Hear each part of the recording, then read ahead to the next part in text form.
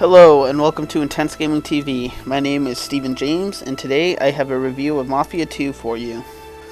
You are dropped into the 1940s as Vito, a young man moved from Italy to America when he was a child.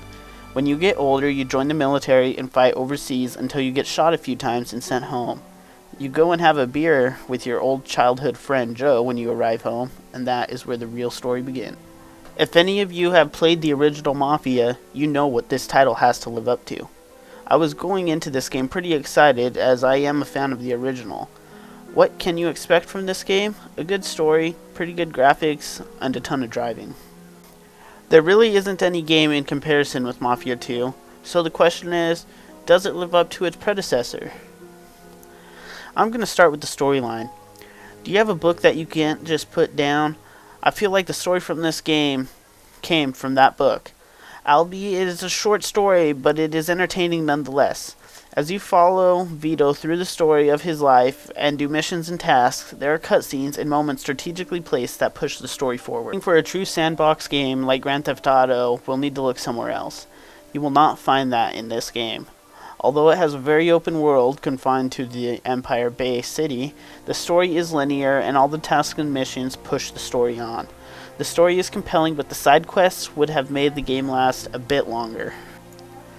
Side quests aside, there are 57 Steam achievements for you to unlock, as well as collecting Playboy magazines that show real centerfolds, wanted posters, art, and more.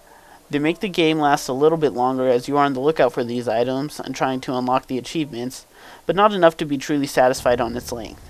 So if you get bored on your way to a mission, rest assured that you can stop at the clothing store and jack some new threads. Throughout the story, you also get a chance to run from the 5-0. Cops are littered all over the city and will attempt to pull you over for small infractions like a hit and run or speeding. Get hostile and attempt to run over, hit, or shoot a pedestrian, the police will yell and open fire on you. If you escape and the crime was bad enough, you get a wanted poster out, which then requires you to change your clothes to be safe. If you are in a car, you must hightail it to the local shop to change your license plates for a small price of $80. I feel like in this game you drive way too much. I would have liked to get out of the car for a bit and have to run somewhere. It seems like every single mission starts with you in one car and then ending in another car. Not all the missions are like this, but a majority of them are. You will spend countless hours behind the wheel of your car. A plus to the driving is the radio. This was absolutely hilarious. The DJ was cracking jokes, reporting funny news, and the funniest part was that it probably actually happened back then. The dialogue and the music was perfect and really made the setting come together. Now that you have a feel for the story, how does the gameplay feel? It actually feels really good. The controls are smooth and responsive, and third-person camera is set up really well. The fistfighting and gunfighting system is fabulous, possibly one of the best systems in a third-person shooter to date. When you are fistfighting or firing a weapon, it feels natural and very welcoming. The combat system is great, but the driving is even better. The cars handle and drive just like you would imagine them to in real-life scenario. When braking or accelerating around a corner or turn, you can almost feel the weight of the car shift. I feel the driving is better than any game similar to this. There has been a lot of hype about Mafia 2's graphics. The hype is well deserved. Mafia 2 has got to be one of the best looking games out there.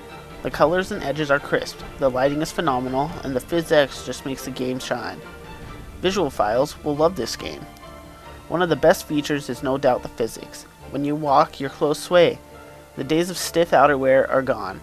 Trees move in the wind. Anything that is not supposed to be stiff isn't. It is just visually stunning and shows how far developers have come.